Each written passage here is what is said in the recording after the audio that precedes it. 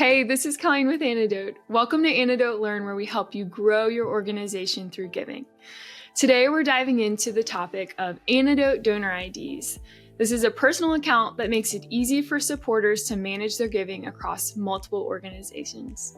Joining us is DC from our Anedot support team to walk through how it works and why it matters. Thank you so much, DC, for joining. We so appreciate it.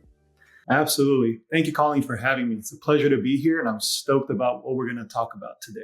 Absolutely. So for those that are unfamiliar with Anedot and what a donor ID is, can you just quickly explain what Anedot is and how a donor ID fits into the picture?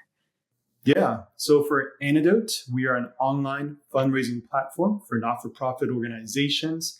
And so in essence, we're a payment processing platform. And so we help organizations process secure online donations from the donors that want to support them. And the way the donor ID fits into that picture is that it's a personal donor account in Anedot's system. So basically one dashboard for our donors for all of their giving. And it provides donors the ability to manage giving across multiple organizations through our platform and those that they have supported through Anedot. And the best part is it's all in one place through the donor ID. That's great. So in that, what problem is the donor ID kind of solving for the donor, but also for the organization? Yeah. So there's a few things that it tackles when it comes to, why the donor ID matters and what problems it's solving. First, it provides a full giving history for the donor. So once they sign up for a donor ID and they have access to that dashboard, they can view all their past donations. They can also view any ongoing recurring gifts or what we call recurring commitments. And it's also helpful for them to update, get in there and manage it themselves, whether they want to update something in their recurring commitment or see a previous donation record if they've forgotten what that was. It's also helpful with budgeting so that they can kind of see where they are and how much they would like to budget when it comes to donations and giving to the organizations that they would like to support. And it helps with year-end tax preparations as well. Another major thing that donor IDs help with is the payment method part, managing their payment methods. So they can go in their donor ID account, they can update credit cards, add new ones, remove old ones, update bank accounts. And when they do that, it also gives them the ability to modify or cancel or update any recurring gifts without needing to contact our support team here or the organization that they're giving to. It's a self-service portal for donors. And then lastly, we strongly believe in empowering our donors, and also we value transparency. And so as I mentioned, it's a self-service dashboard, which in turn lowers the friction. And so donors don't have to enter as much every time they give. Their information is already saved securely. And also it provides them more control over their donations. Once again, to view their history of donations, but also to manage ongoing recurring donations. And that way, donors are empowered to self-serve themselves. We're always here. Our support team is here if they would like to reach out, ask for support. They can also contact the organizations, but it empowers the donors to be able to do it themselves. So they don't have to email us or the organization or call us, but they can do it themselves right from their own donor ID. Yeah, that's awesome. Thank you for that summary. I know I always appreciate, whenever I'm giving or anything that I'm doing, when I can kind of see everything, there's like full transparency there. That's always really appreciated. And then also, if I need to update something, say, I changed my credit card, I can just update it one time within my donor ID. And I don't have to input that every single time I want to give. Exactly. So I know we really appreciate that. And, the donors really appreciate that as well. Can we talk a little bit about like usability? So say I'm a supporter, I've given to organizations that use Anedot before, or they use Anedot. How does someone get started with creating a donor ID? What email should I use? And what does that look like? So when donors either give or have given, they could create a donor ID. It's not required to make a donation to the organization through Anedot to have a donor ID, but they can during the checkout or donation submitting process. Or donors can visit our website, anedot.com. Anytime there's a sign up button where they can sign up and create a donor ID account, or they can visit donorsupport.com. And there's a button there that will lead them to further information about exactly what a donor ID is and how it's helpful, and some help guides.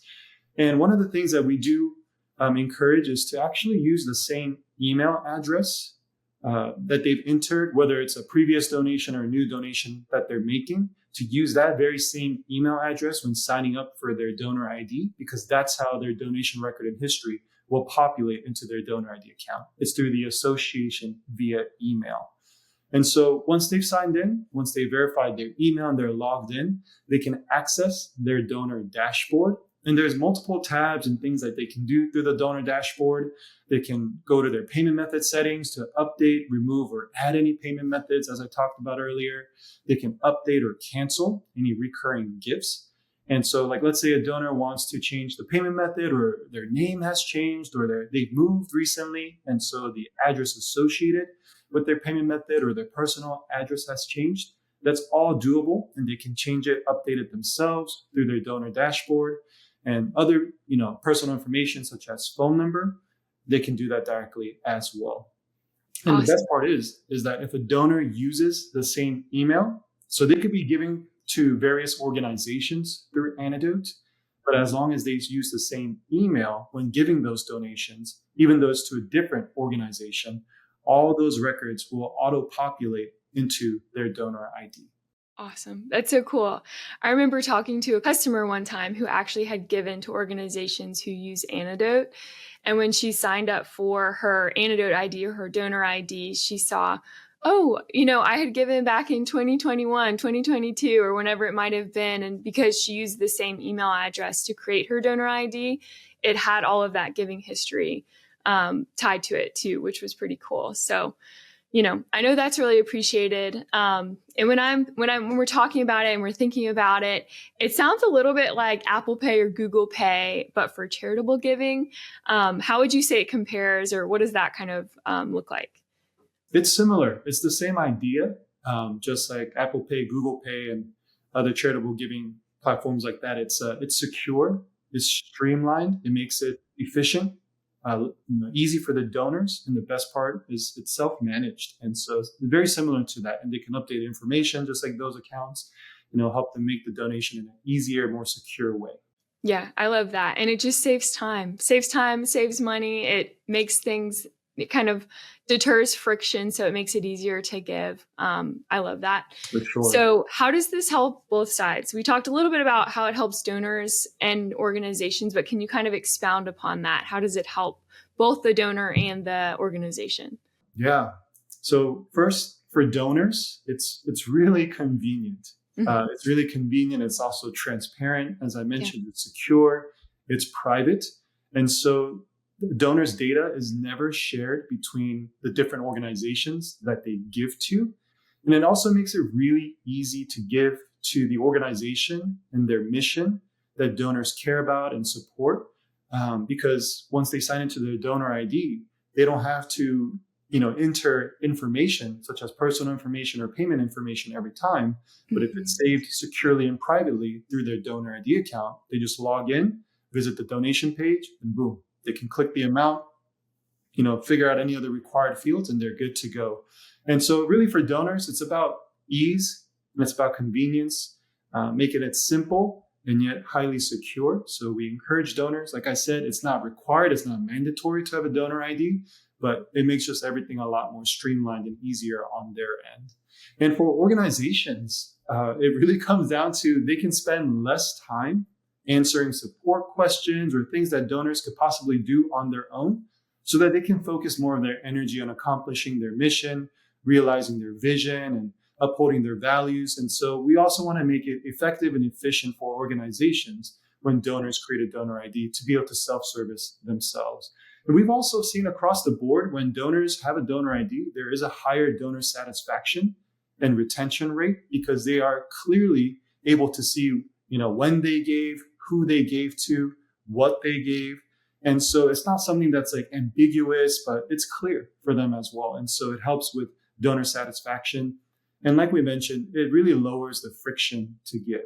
Donors, they can sign into their donor ID, and literally within seconds, once that donor ID is set up, they can give to the organization. So just kind of across the board for donors and organizations, it streamlines the process, makes it secure, and helps both sides out.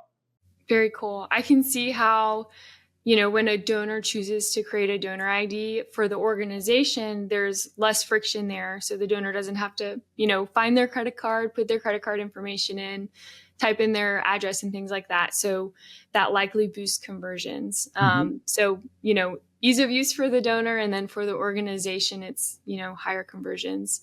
I know that, in talking to customers before, it's pretty cool. They might have a donor give 1 year and then maybe a few months later come back and realize, oh, wow, I had created this donor ID.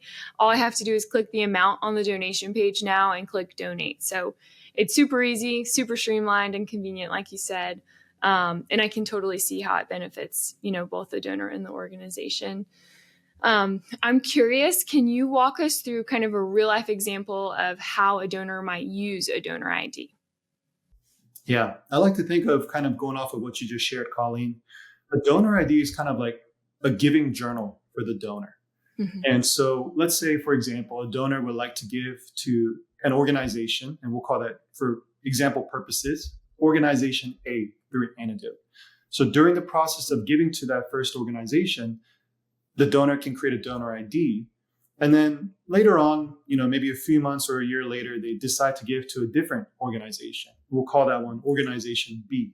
But for Organization B, instead of a one-time donation, they decide to give a recurring gift, a recurring donation that we call a commitment, and also uses a different credit card information. Or they see that, maybe the payment method that they first used when they first made the donation to Organization A is no longer an active credit card for them. That way they can go back and update the payment method and then go forward with the recurring donation to Organization B. And then really after that, like I said, it's kind of like a donor journal, a donation journal history. They can log into their donor ID and then they'll see the full history. So they'll see a few months ago or a year ago, they made a donation. So they'll see the history and the record of that first one to Organization A. And then if, let's say, they need to make any changes to the ongoing recurring gift to Organization B, that's going to be right there in their donor ID account.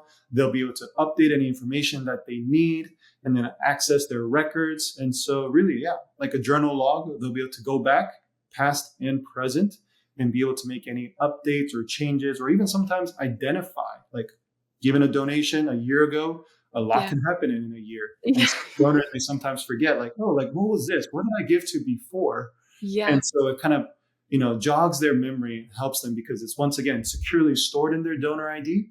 And so they can see the first donation that was made, but also see the commitment that's currently ongoing, so they can make any changes that they would like. That's great. Yeah, I love how you're kind of highlighting, not only does it make it easier to give. So, if you're visiting someone's page that uses Anedot, it makes it really easy to give, but also kind of more on the back end of things. They can see all of their giving history. They can update anything they need to. So that's a great example.